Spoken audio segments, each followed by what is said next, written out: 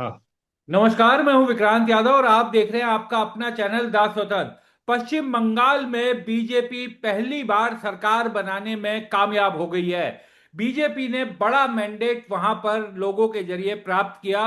हालांकि कई तरह के आरोप लग रहे हैं और आज सूबे की वर्तमान मुख्यमंत्री ममता बनर्जी जनता के सामने आई, प्रेस कॉन्फ्रेंस की, कई गंभीर आरोप लगाए। और सबसे बड़ी बात उन्होंने कही कि वो इस्तीफा देने राज्यपाल के पास नहीं जाएंगी। जी हां, उन्होंने साफ किया है कि वो इस्तीफा देने राज्यपाल के पास नहीं जाएंगी। बंगाल के इन नतीजों पर और ममता के इस तेवर पर बात करते हैं देश के वरिष्ठ पत्रकार सतीश के सिंह सर से। सतीश सर, नमस्कार। जी नमस्ते। सर, किस तरह से देखा नमस्ते जाए, पहले तो ममता जी के तेवर पर ही बात की जाए। ममता जी फाइटर हैं सर, ये उन्होंने चुनाव में भी दिखाया, चुनाव से पहले की उनकी राजनीति में भी देखते आए हैं। लेकिन अब उन्होंने कहा है कि वो इस्तीफा देने राजभवन नहीं जाएंगी। अच्छा, नहीं हमें ये स्पष्ट नहीं है इस्तीफा नहीं देंगी या राजभवन नहीं जाएंगी। सर, राजभवन नहीं जाएंगी। उन्होंने कहा कि मैं इस्तीफा देने मैं यानी इस्तीफा नहीं दूंगी, राजभवन नहीं जाऊंगी। तो विक्रांत जी, ऐसा तो इतिहास में कभी नहीं हुआ और मैं तो इसे विद्रोह की संज्ञा दूंगा कि जब एक कार्यवाहक मुख्यमंत्री इस्तीफा देने के लिए नहीं तैयार है तो ये तो बहुत नाटकीय और बहुत ही विद्रोही तेवर जो अपनाए हैं ममता ने। तब तो ये बहुत ही गंभीर विषय है। ऐसे में तो उनको मुअत्तल करना पड़ेगा, राष्ट्रपति शासन लगाना पड़ेगा और हो सकता है कि उनको गिरफ्तार करना पड़े। एक बात है। दूसरी बात यह है कि इतना जो इनका विद्रोही तेवर है, ये वाला विद्रोही तेवर तो पुराने उनके तेवर जो विद्रोही थे उसका मतलब उसकी याद दिला रहा है। इतना आपने तो जरूर कहा कि उनके तेवर वैसे रहे, लेकिन मैंने आपसे पहले भी कहा था कि हमको उतना वो उनका तेवर जो जिसके लिए वो जानी जाती हैं ये पूरे चुनाव प्रचार में उतना नहीं दिखा। मैंने बॉडी लैंग्वेज इतना जबरदस्त नहीं था मेरे हिसाब से। जी। तो अब वो इस तरह का कर रही है तो हो सकता है वो एक मैसेज दे रही है, और जो उनके आरोप हैं वो तो बहुत गंभीर आरोप है। ये हाँ। बात तो सच है कि उनके आरोप जो है बहुत गंभीर है, और इसका अब जवाब कौन देगा, कहाँ से मिलेगा, अब तो मुश्किल ही है। तो जवाब तो जी। कहीं से मिलने चाहिए ना सर, जिस देश में, क्योंकि जो वोटर्स पर सवाल उठ रहे हैं, 27 लाख वोटर पर सवाल उठ रहे हैं, तमाम चीजें हो रही हैं। ममता बनर्जी का यह कहना है कि काउंटिंग सेंटर के भीतर उन्हें लात मारी गई, उनके साथ यानी एक तरह से हाथापाई हुई और वहां से वो निकल गई। और जिस तरीके से उन्होंने कहा है कि पूरा चुनाव लूटा गया, 100 सीटें लूट ली गई। और सुप्रीम कोर्ट ने इस मामले की सुनवाई के दौरान ये कहा था कि अगर एक बार वोट नहीं देंगे, अगली बार दे देंगे वोट। तो रास्ता कहां से निकलेगा सतीश जी? ये अब यही तो जवाब सवाल है कि सवालों का जवाब कौन दे। चुनाव आयोग पर ही आरोप है और आप उम्मीद करेंगे चुनाव आयोग इसका जवाब दे, तो देगा नहीं। तो अब इसीलिए मैंने कहा कि बहुत ही एक विकराल सी स्थिति पैदा हो रही है। बड़ा ही गंभीर स्थिति पैदा हो रही है। और अगर उनका ये रुख रवैया ममता का जारी रहता है तो मैं देख पा रहा हूं कि फिर दिल्ली में बहुत ज्यादा हलचल हो जाएगी। ये जो विपक्षी धुरी में अगर सब एक का होए और कहीं कोई एक एक मूवमेंट सा बना, कोई एक, अगर अगर मैं बार बार बोल रहा हूँ, तो फिर ये बड़ा ही एक नाटकीय रूप ले लेगा। आप इसकी कल्पना कर सकते हैं।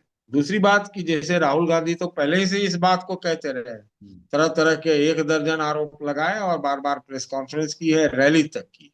हम्म। लेकिन ये सब अपने हिसाब से अलग अलग करते थे। हम्म। अब सुना है कि राहुल गांधी और ममता बनर्जी की बातचीत भी हुई है चुनाव हाँ। में हार के बाद। हाँ। और सोनिया जी क्या ने भी कोई, बात की है सर, सोनिया गांधी ने भी बात की है ममता जी से।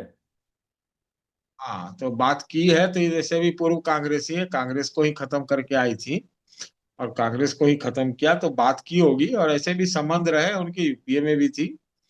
और तो इस लिहाज से बातचीत में क्या बातचीत हुई है, क्या बात बनी है, ये बड़ा महत्वपूर्ण है। आगे की राजनीति जो है थोड़ा सा, तमाम ऐतिहासिक भाजपा की जीत के बावजूद क्या राष्ट्रीय राजनीति में जो विपक्ष की धूल की राजनीति है उसमें कोई परिवर्तन आने जा रहा है क्या? ये एक बड़ा सवाल है, और ये सवाल गंभीर सवाल है। इसको हम इस रूप में देखते हैं कि जो आज विपक्षी एकता है नहीं, तो हम तो विपक्ष की एकता मानते नहीं। हम्म। और आज ममता बनर्जी कह रही कि हम INDIA को मजबूत करेंगे। हाँ। तो सब तो एक हुए थे 24 के चुनाव से पहले, लेकिन बिखर गए। क्या ये विपक्ष की पार्टियों को ये महसूस हुआ है कि वो एक साथ आएंगे नहीं आएंगे, ये सब देखने के लायक होगा। और जो विपक्षी एकता का अभाव रहा है एक आध दो मौके को छोड़ करके, इसका बीजेपी ने बहुत जबरदस्त फायदा उठाया है, उठा रही। सर, जी। ममता बनर्जी ने आज ये बोला कि अब मैं आजाद पंछी हूं, अब मैं दिल्ली भी जाऊंगी और इंडिया गठबंधन को मजबूत भी करेंगी। और राहुल गांधी ने जो ट्वीट किया है सर, उसमें बड़ा साफ उन्होंने कहा कि कांग्रेस के भीतर भी जो लोग टीएमसी की हार पर खुश हो रहे हैं, उनको ये सीधे तौर पर समझ लेना चाहिए कि बंगाल और असम में जो मैंडेट की चोरी हुई है, वो भारतीय लोकतंत्र को तबाह करने की बीजेपी के मिशन का एक बड़ा कदम है। तो राहुल गांधी का जिस तरीके से ममता के खिलाफ चुनाव लड़ी कांग्रेस, लेकिन चुनाव के ठीक बाद अब राहुल गांधी ही सामने आ गई, क्योंकि कांग्रेस के भीतर से भी ये आवाज आने लगी थी कि ममता का हारना कांग्रेस के लिए अच्छा है, क्योंकि कांग्रेस का ही वोट लेकर वो बड़ी बनी थी। लेकिन अब एक कोशिश दिख रही है कि करने की कोशिश की जा रही है, चाहे वो राहुल गांधी हो, ममता बनर्जी हो। और ममता ने तो ये भी कहा है कि तमाम नेताओं के उन्होंने नाम गिनाए जिन्होंने उन्हें फोन किया। विक्रांत जी, सुना है कल अखिलेश जी जाने वाले भी हैं हाँ। कोलकाता, वो आज ही जाने वाले थे। हाँ।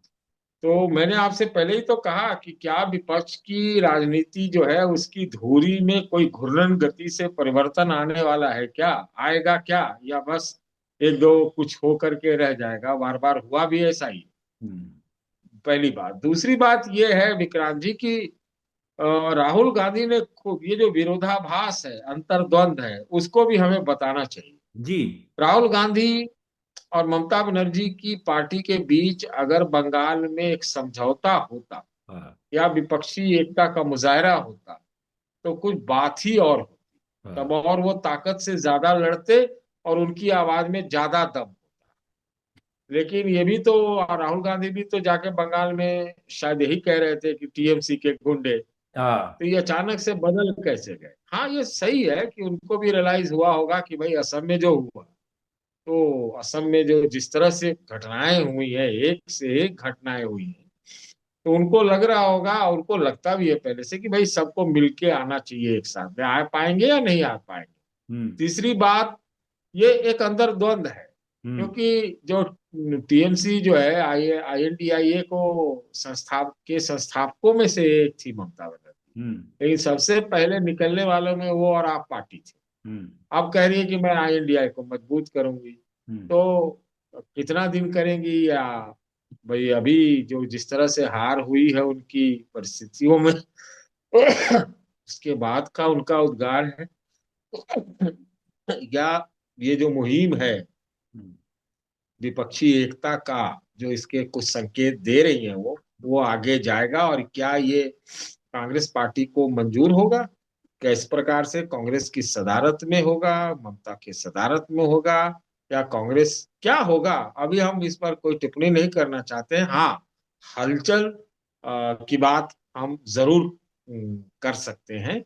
और बेटर लेट देन नेवर कि ये सब हो एक, या हो भी सकते हैं, पता नहीं। जैसे इन्होंने अभी महिला और डिलिमिटेशन वाले बिल पे हाँ।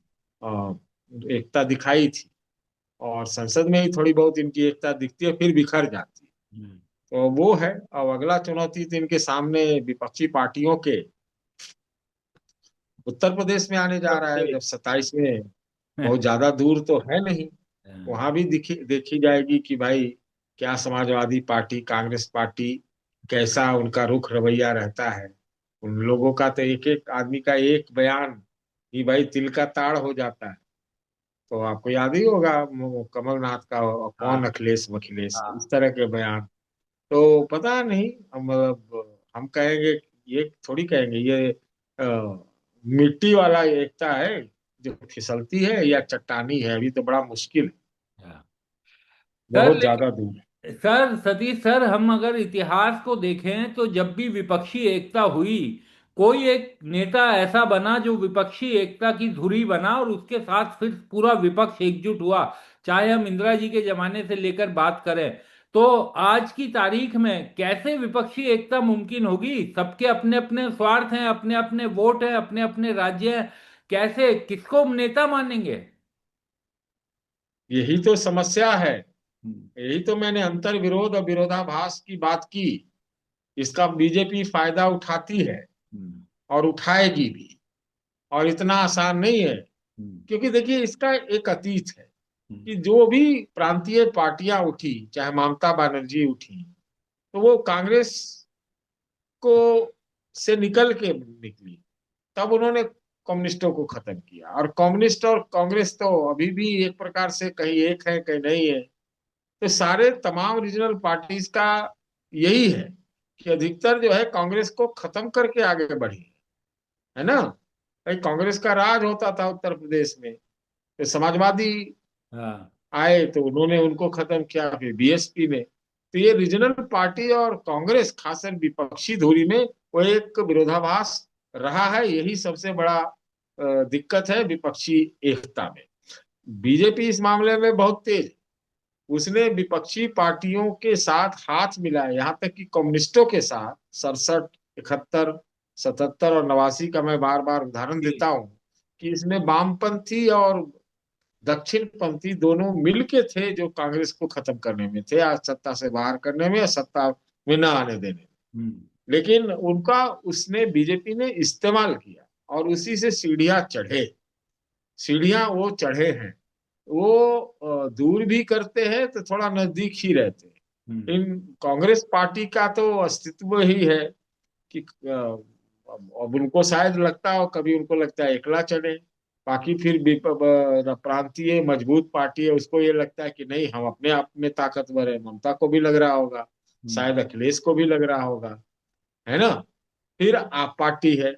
आप पार्टी और कांग्रेस का जो विरोधाभास है वो हम देख ही रहे हैं। अभी तो पंजाबी में टेस्ट हो जाएगा, हम्म। अभी हम देख रहे हैं गुजरात में भी टेस्ट हो रहा है।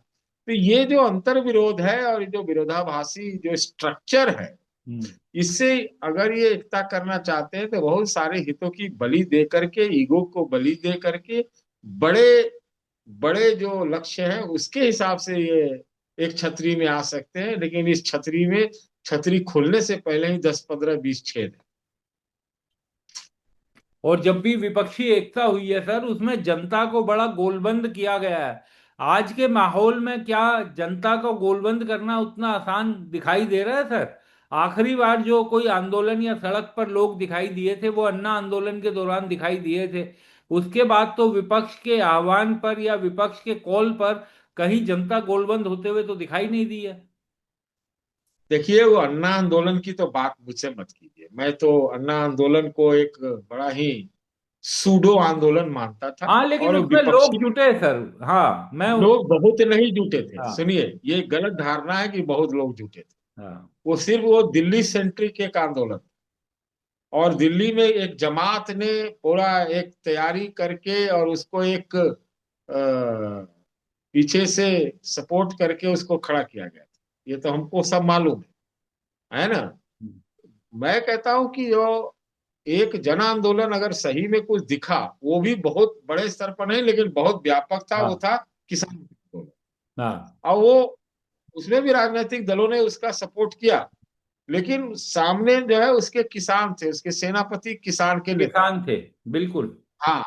तो अभी विपक्षियों का कोई एक संगठित आंदोलन तो बहुत साल हो गए, सालों साल हो गए, अरसा हो गया, युग हो गया जो दिखा हो। हम्म। आप उसको कह सकते हैं। देखिए, एक बार जो विपक्षी एकता हुई थी वो 77 के समय ही हुई थी। हम्म। उसके बाद अ, वो संपूर्ण विपक्ष कभी एक नहीं हुआ। हम्म। इस चीज को देख लिया जाए। जब बाद में हित टकराए तो मंडल वाले अलग हो गए और मंदिर वाले अलग हो गए, है ना। तो विपक्षी फिर वो बट गए, यूपीए में, एनडीए में। हम्म। तो ये वाला एक सूरत हाल रहा है। और यही भारतीय जनमानस राजनीति और उसका स्ट्रक्चर फंक्शन है। तो अब इसको हम क्या कहें, मुद्दों के आधार पर एक अगर एक होते हैं और उसको चट्टानी रूप देते हैं तब तो कोई बात है। हम्म। जी। सर एक थोड़ी सी चर्चा प्रधान बीजेपी की जीत की भी की जाए। कल से टीवी चैनल एकदम इस तरीके से दिखा रहे हैं कि बीजेपी ने एकदम वहां सुनामी ले आई और बीजेपी का जो चमत्कार है वो चला। तो ये सिर्फ बीजेपी का चमत्कार, बड़े बड़े बीजेपी के जो चाणक्य हैं, चाहे प्रधानमंत्री, गृह मंत्री, उनकी रणनीति का कमाल है, या विपक्ष के जो आरोप हैं उसने भी बड़ी भूमिका निभाई है इन चुनाव के नतीजों में? दोनों है। इनका संगठन क्षमता, इनका प्रचार शैली, इनके संसाधन हम्म। और इनका मीडिया मैनेजमेंट, इनका सोशल मीडिया मैनेजमेंट, ये सब बहुत महत्वपूर्ण है। हम्म। दूसरा ये है कि जिस प्रकार से 27 लाख वोट कटे और जिस प्रकार की अवस्था में ये बंगाल का चुनाव हुआ, जिस पर ममता बनर्जी इतना हल्ला गुल्ला कर रही, हम्म। ये दोनों का मिश्रण है। मैं कतई नहीं कहता विक्रांत जी की ममता बनर्जी के खिलाफ एंटी इनकम्बेंसी नहीं था। बिल्कुल। हम्म। था 15 साल के बाद हो जाता, और वो जिस जज्बे के लिए, तेवर के लिए जानी जाती है, मैंने शुरू में ही जिक्र किया, वो दिखी नहीं हम्म। उनमें। तो ऐसा लग रहा था कि जैसे एक पता नहीं किस प्रकार से हम्म। अब वो तेवर वो दिखा रही हारने के बाद। तो ये सारे चीजों का एक मिश्रण रहा है। हम एकदम बिल्कुल कह देंगे कि एकदम साफ सुथरा, एकदम पारदर्शी या एकदम विश्वसनीय चीजें हुई हैं, तो मैं नहीं कह सकता या हम्म। कोई नहीं कहेगा। क्योंकि थोड़ा सा एसिमेट्रिकल चुनाव तो निश्चित रूप से था। और लेकिन इसके साथ ये भी है, थोड़ा मध्यम मार्ग वाला हूं मैं, हम्म। कि भारतीय जनता पार्टी को शायद पहले शुरुआत में इतनी उम्मीद नहीं थी कि बंगाल में ऐसा हो सकता है, लेकिन बाद में उन्हें सब कुछ अपना झोंक दिया। हाँ। और विपक्ष की जहां तक बात थी, तो लगता था जैसे ममता एकदम अकेले पड़ गई। हम्म। वो खेला होवे वाला जज्बा या जज्बात या वो एक लड़ने वाली चीज हमको नहीं दिखी। हम्म। ऊपर से आरजी कर वाला जो आप मुद्दा था, हाँ। जिसमें उनकी मदर को टिकट देके, जितने सिंबल की राजनीति होती है प्रतीकात्मक, वो भी भारतीय जनता पार्टी ने की। तो मैंने तो कहा भी था आपके ही चैनल पे शायद कि बीजेपी ने पूरी तरह से बंगाल की नाकेबंदी कर दी हाँ। है, करवा दी है। हम्म। बिल्कुल आपने बोला था। यही है। हाँ सर, लेकिन अगर इतना अनइवन होगा लेवल प्लेइंग फील्ड, तो विपक्ष कैसे चुनाव लड़ेगा? विपक्ष के लिए तो फिर किसी भी राज्य में चुनाव लड़ना मुश्किल हो जाएगा। तो लड़ती भी है और चुनाव के बाद कहती है कि मैं इस्तीफा नहीं दूंगा। ये तो सब पहले करना चाहिए ना। हम्म। इसमें हम और आप कौन होते हैं उनको सलाह देने वाले?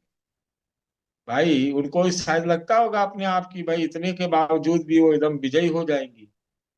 तो अब शायद कुछ रियलाइजेशन हुआ है कि क्या हुआ है नहीं हुआ है। अगर ये बैटल क्राई बनाती हैं और सब लोग मिलजुल जाते हैं, तो हम्म। शायद फिजा बदले। हम्म। बात तो सही है कि अनइवन तो था ही, हम्म। इसमें से कहीं दो राय नहीं। ऐसा लगता था बीजेपी बंगाल फतह करने पर आमादा थी। कुछ हम्म। लोग तो ये भी कह रहे हैं कि पूरा देश सैफरन हो गया, हिंदुओं की एकता हो गई, हम्म। खाली मुसलमान जीतते हैं विपक्षी पार्टियों से। और वो गिनती भी गिना रहे हैं कि असम में जो बीजेपी कांग्रेस के जीते हैं, उसमें शायद एक हिंदू जीता है। हम्म। फिर इस तरह के वो दे रहे हैं। और बीजेपी आमादा का मतलब ये होता है कि भाई किसी सूरत में वो चुनाव जीतना चाहती थी, बंगाल फतेह। कुछ लोग तो यहां तक कह रहे हैं कि ये 1205 के बाद पहला मौका है जैसे हिंदू विजय हुआ है बंगाल। हाँ। तो आप सोचिए किस लेवल पे चीजें जा रही है।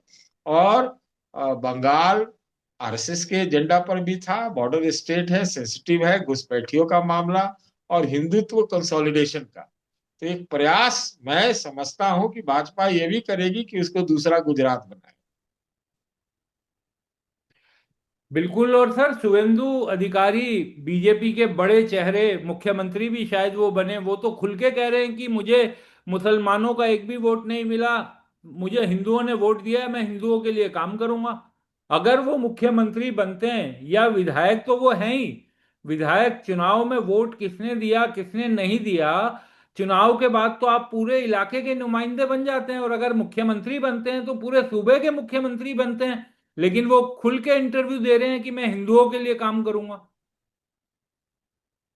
देखिए वो क्या बोल रहे हैं, अगर वो बोल रहे हैं तो हमको लगता है नया हिमंता बिस्वा शर्मा बनना चाहते हैं, है ना। मजे की बात देखिए कि अगर शुभेंदु मुख्यमंत्री बनते हैं तो हिमांता को ले लीजिए और सम्राट चौधरी, ये तीनों तीनों एक कांग्रेसी रहे, हाँ। तीनों। तीनों। समझ रहे हैं ना। हाँ। वो टीएमसी में गए, वो बीजेपी में गए, और सम्राट तो कई और पार्टियों में हो गया है। अब वो क्या बोल रहे हैं, लेकिन मैं, ऐसे तो कई मुंह से बात करती है भाजपा, लेकिन प्रधानमंत्री ने कल एक बात बोली कि बदला नहीं बदलाव, हाँ। और सबकी सुरक्षा रक्षा की जाएगी। हाँ। अगर वो जमीन पे दिखे, हम्म। अगर वो दिखे, या फिर वो बोलने की बातें, थोड़ा इंतजार करना पड़ेगा। लेकिन आजकल भाजपाइयों के मुंह पर कोई उनको लगाम उनका है नहीं। वो अपने पेट प्रोजेक्ट, सैफरन प्रोजेक्ट के हिसाब से वो बोलते बालते हैं। कई ऐसे केंद्रीय मंत्री, आप ऐसे लाइन लगा दीजिए, कितना है, तो एक थोड़ी है। हम्म। हाल ही में हिमंता का हम लोगों ने बयान सुना, फिर अब शुभेंदु भी उसी तरह से बनना चाहते हैं, और अपने आप को थोड़ा ज्यादा वो दिखाएंगे भी। भाई नए नए आए हैं हम्म। भाजपा में, 4-5 साल हुआ है, हम्म। तो वो चाहेंगे ना भाई कि अपना झंडा उनको गाड़ना है, तो उस ढंग से वो कपड़े लत्ते भी पहनेंगे, सब चीज करेंगे। तो ये है, और क्या। सर, एक अंतिम सवाल। अरविंद केजरीवाल ने बोला, आज ट्वीट किया कि जिस दिल्ली और बंगाल को बीजेपी मोदी वेव की चरम सीमा पर नहीं जीत पाई, 2015 में दिल्ली में और 2016 बंगाल में इनकी तीन तीन सीट आई। अब दिल्ली और बंगाल को बीजेपी ने तब जीत लिया जब मोदी जी की लोकप्रियता पूरे देश में पताल में जा रही है। कैसे? क्वेश्चन मार्क करके उन्होंने छोड़ा है। देखिए इस पर टिप्पणी करना मैं उचित नहीं समझता हूँ, क्योंकि ये राजनीति का हिस्सा हम्म। है ना।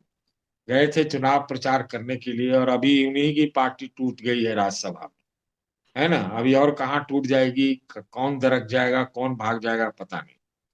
तो वो एक राजनीतिज्ञ अपना अपना काम करता है, और क्या है, अचानक से उनको बंगाल में खूब जम के प्रचार करते, अगर ऐसा था तो, हम्म। है ना। अब क्या कहा जाए, इस पर मैं कोई टिप्पणी नहीं करना चाहता। मैं राजनीतिज्ञों के बयान पर थोड़ा सा टिप्पणी से।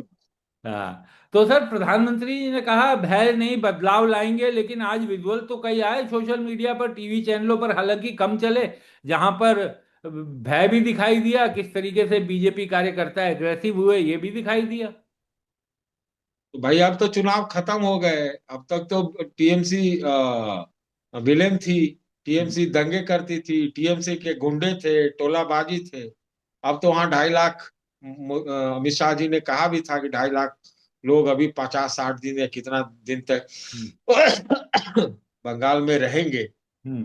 तो अब ऐसा हो रहा है, तो ये तो कैसे हो रहा है, ये तो प्रधानमंत्री जी के बयान से उलट चीजें हो रही हैं, और हम्म। हुई हैं, ऐसा हमने भी देखा है। तो ये तो ठीक नहीं है।